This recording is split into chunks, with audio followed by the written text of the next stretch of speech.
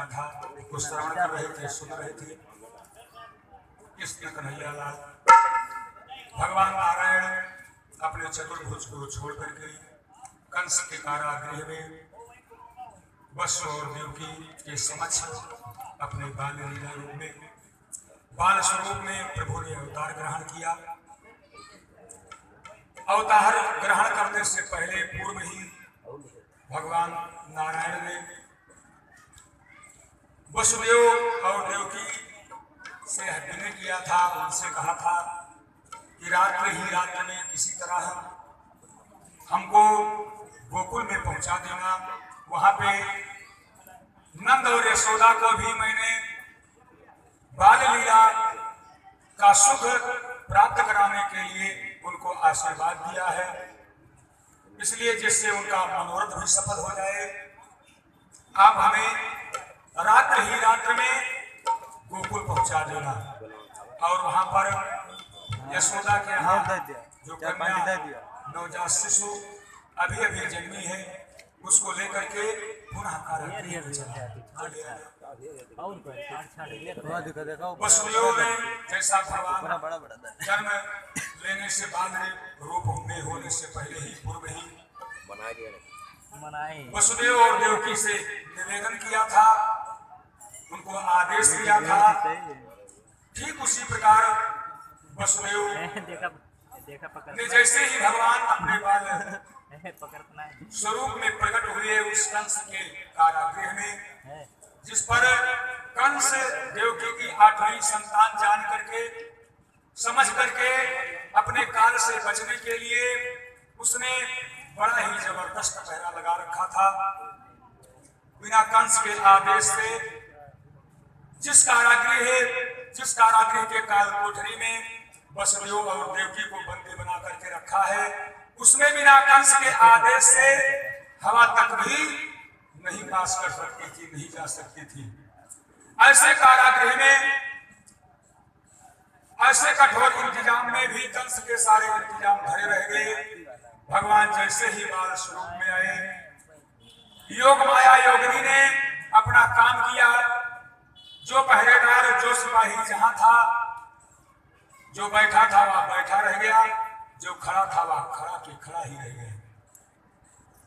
सबके आंखें बंद हो गई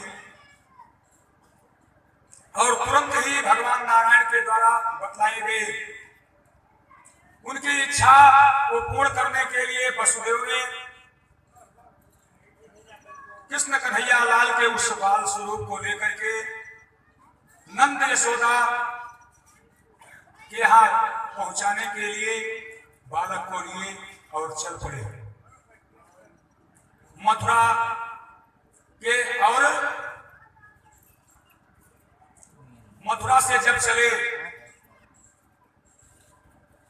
तो गोकुल और मथुरा के बीच में यमुना जी बहा करती थी, यमुना जी का प्रभाव था। कृष्ण कन्हैया लाल को लिए हुए जैसे ही यमुना के तट पर देखा तो सावन भादों का महीना है, जिस समय ये पहुंचे तो देखा यमुना मैया अपने पूर्ण उफाल पे आ रही थी, ऊपर को बढ़ती चली आ रही है। किसी तरह से साहस करके टोकरे में अपने सिर पर कृष्ण कन्हैया लाल को लिए हुए वसुदेव यमुना में जैसे ही प्रवेश किया तो जो यमुना मैया की जल की धारा जो नीची थी वह और ऊपर धीरे धीरे और ऊपर को बढ़ने लगी। अब बेचारे वसुदेव के कंठ तक पानी आ गया, उनके गले तक पानी आ गया। मन में घबराते जा रहे हैं कि कैसे पार होगा, आगे पता नहीं और कितना या यमुना मैया और कितनी गहरी होगी। लेकिन जिसके हृदय में भगवान हो, जिसके सिर पर भगवान का हाथ हो और जिसके सिर पर स्वयं भगवान विराजमान हो, जिसके चरणारविंद नारायण के साक्षात जिसके सिर पर हो, उसका कभी कोई अनिष्ट नहीं हो सकता है। जैसे जैसे कृष्ण कन्हैया लाल को लेकर के वसुदेव यमुना के जल में, यमुना माँ के जल में प्रवेश करते जाते हैं। वैसे वैसे ही यमुना मैया का जो वेग नीचे है वह और पेड़ के ऊपर की तरफ उफान लेता है और ऊपर बढ़ता है। यमुना मैया के पति है कृष्णदेव। माता यमुना ने सोचा कि ऐसे ऐसे धोखे से ही स्वामी निकल जाएंगे, जरा इनका मैं पैर पखार लूं, इनका चरण बंधन कर लूं मैं। इसलिए यमुना मैया ऊपर की तरफ आ रही थी। भगवान कृष्ण कन्हैया लाल माँ यमुना के भावों को समझ गए और तुरंत ही उस टोकरी से अपने पैर को लटकाया। पैर का लटकाना हुआ, यमुना मैया ने जैसे ही कृष्ण कन्हैया लाल के पैर को स्पर्श किया, छुआ, जिस मेघ धारा से ऊपर को बढ़ी थी उसी मेघ धारा से नीचे को आ गई, जैसे मानो जेठ वैशाख के महीने में वह बहती थी। अब बड़े ही खुशी से पहुंचते हैं वसुदेव। भगवान ने पहले ही बता रखा था, वहां पर भी देखा तो योग माया का पहरा है। महल के फाटक सब खुले पड़े हैं। अभी अभी नवजात यशोदा को नवजात शिशु बच्ची जो भी जन्म लिया है उसको तुरंत लिए कृष्ण कन्हैया लाल को उन्हीं के पास रख करके और पुनः जिस पांव से गए थे उसी पांव से फिर उल्टे पांव लौट गए। जैसे ही कारागृह में पहुंचते हैं, कारागृह में वसुदेव के पहुंचते ही योग माया ने जो अपना पहरा लगा रखा था, योग माया ने अपने पहरे को हटा लिया। योग माया का पहरा का हटाना हुआ। इधर वह जो अभी जिस बालिका को लेकर के वसुदेव कारागृह में आए हैं, वह बालिका बड़े जोर जोर से रुदन करने लगी, रोने लगी। उसका रोना सुनकर के सिपाही उस कैद खाने की तरफ, बंदी गृह की तरफ दौड़ पड़े। देखा तो पता चला किसी संतान ने जन्म लिया। सब लोग विचार करने लगे कि हम लोग तो शोक जैसे गए थे और इधर संतान ने जन्म लिया। सिपाही दौड़े दौड़े भगे कंस के पास, उसको खबर दिया कि देवकी ने अपनी 8वीं संतान को जन्म दे दिया है। कंस ने आता आओ देखा ना ताओ, वह भी नंगे पांव कारागृह की तरफ झपटा दौड़ा अपने काल से बचने के लिए कि मेरा काल जन्म ले चुका है। इसलिए अपने काल को समाप्त करने के लिए, अपने मौत को मिटाने के लिए वह कारागृह की तरफ दौड़ा, अपने कारागृह की तरफ दौड़ा और पहुंचा तो देखा एक नन्ही सी बालिका जिसे देवकी अपनी गोद में लेकर के उसका बार बार चुम्बन कर रही है, बार बार उसको प्यार कर रही, दुलार कर रही है। वह क्रूर कंस पहुंचते ही कहने लगा, वसुदेव से कहने लगा, देवकी से कहने लगा, जैसे तुमने अपने 6 संतानों का बलिदान कर दिया है, मुझे सौंप दिया है, इसलिए पुत्र का मुंह छोड़ करके, संतान का मुंह छोड़ करके इसे मुझे समर्पित कर दो, क्योंकि यह मेरा काल स्वरूप है। देवकी ने कहा, भैया आकाशवाणी ने जो कहा था कि मेरी 8वीं संतान तुम्हारे काल के रूप में जन्म लेगी, सो अगर यह पुत्र होता तो मैं यह मानती कि यह बड़ा होकर के तुम्हारा काल बन सकता है किसी ना किसी रूप में, परंतु भैया यह कन्या है, यह कन्या से तुमको कैसी हानि हो सकती है?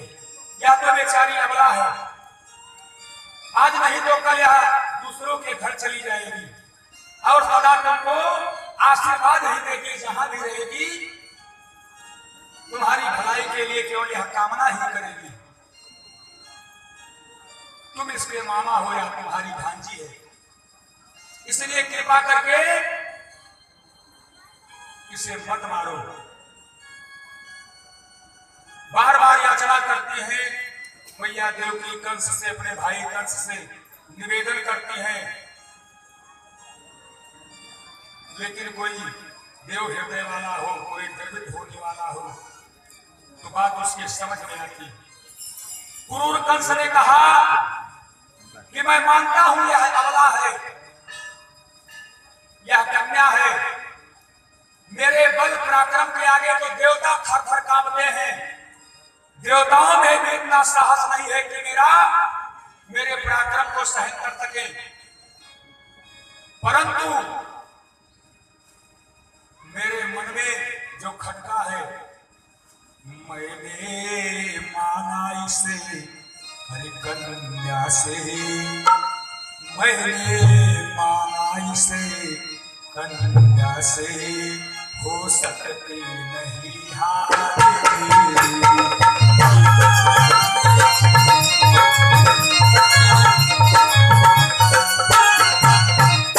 मैंने माना इस कन्या से, कहा कन्या है या मेरा कुछ नहीं बिगाड़ पाएगी, क्योंकि मेरे सामने तो बड़े बड़े शूरवीर थर थर कांपते हैं, इंद्र जैसे दिग्पाल कांपते हैं।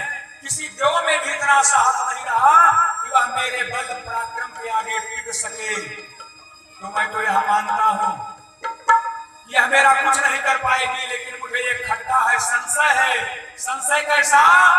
पर इसका पतिया, इसका पुत्र, क्योंकि आकाशवाणी ने प्रत्यक्ष रूप में कहा है कि इसलिए देवकी की 8वीं संतान ही तुम्हारे काल के रूप में जन्म लेगी। तो यह मेरा तो कुछ नहीं बिगाड़ पाएगी, लेकिन कहीं हो सकता है यह मेरे मौत का निमित्त ना बन जाए, मेरे मौत का कहीं यह कारण ना बन जाए। पर इसका पतिया पुत्र कहे, शायद ले डाले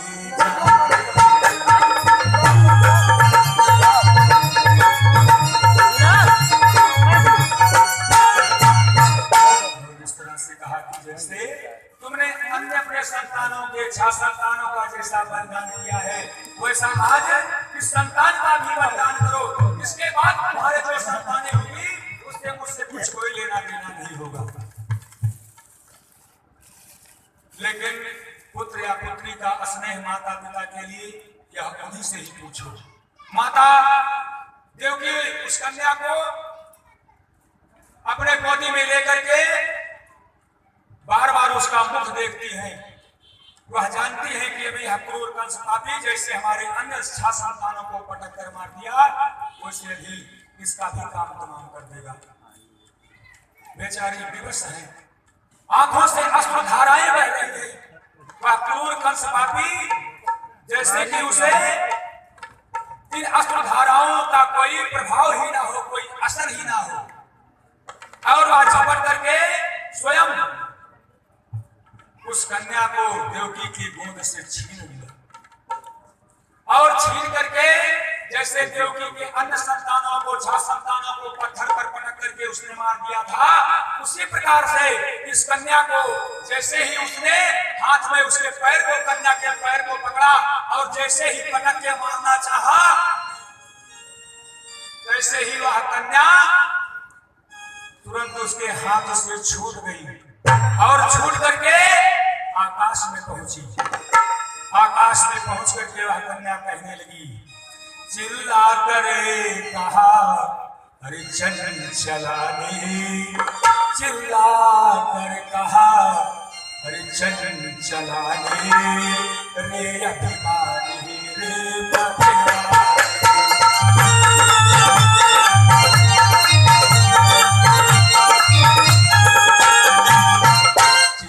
कर कहा चंचला ने, रे अभिमानी रे मतवाले, तेरे बहन को हर पाल रहे। उस कंस बेचारा जब तक ये समझता कि क्या हो गया, बिजली की भांति जैसे ही पटकना चाहा तैसे वह कन्या हाथ से छूटी और गगन मंडल में पहुंची। बड़े जोर से घोर गर्जना करते हुए कि तू अपनी मौत से बचने के लिए तू मुझे मारना चाहता है, तो यह भी सुन ले कि तेरा काल तो सुरक्षित गोकुल पहुंच चुका है।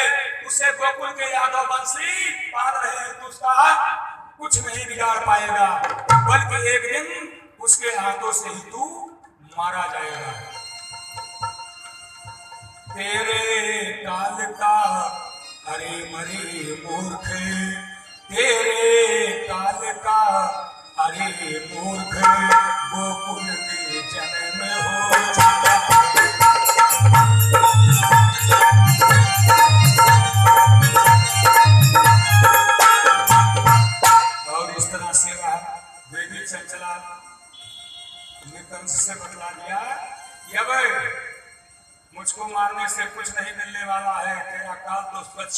में पल रहा है। और इतना कह करके वह कन्या अपने अष्टभुज रूप में आ गई और जाकर के विंध्य पर्वत पर विंध्याचल मैया भगवती के नाम से प्रसिद्ध हुई, जिनका दर्शन हम लोग आज करके धन्य होते हैं, निहाल होते हैं। बोलिए विंध्यवासिनी मैया की जय हो। दरबार तेरा मैया, दरबार तेरा मैया, सारे जग से निराला। दरबार तेरा मैया, सारे जग से निराला है। दरबार तेरा मैया, सारे जग से निराला।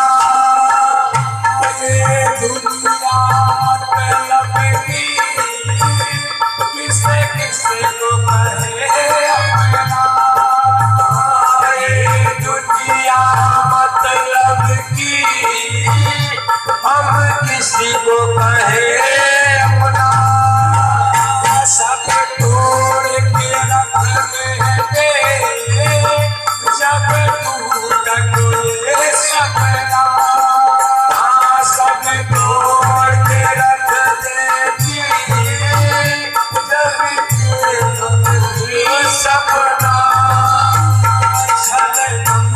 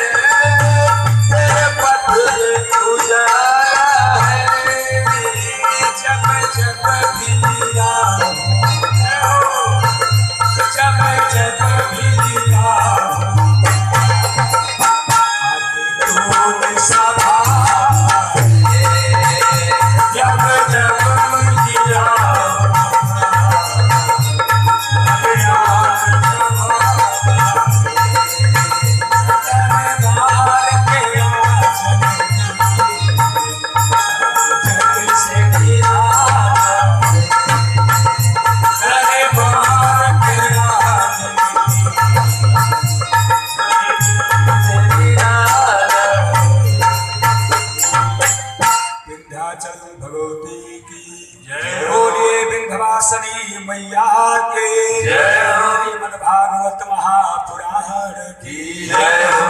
भर बाबा चौधरी बाबा की जय हो। वह कन्या अपने अष्टभुजी रूप को धारण करके विंध्याचल के पर्वत पर विराजमान हो गई है, जो आज विंध्यवासिनी मैया के नाम से जानी जाती है, जिनका पूजन अर्चन वंदन करके भक्त संसार के समस्त लौकिक भक्ति समस्त प्राप्त करके आनंदित और सुखी होते हैं। इस तरह से जब कन्या के द्वारा कंस ने सुना कि उसका काल तो उसके जेल के अंदर नहीं बल्कि गोकुल में जन्म लिया है और वह सुरक्षित पल रहा है,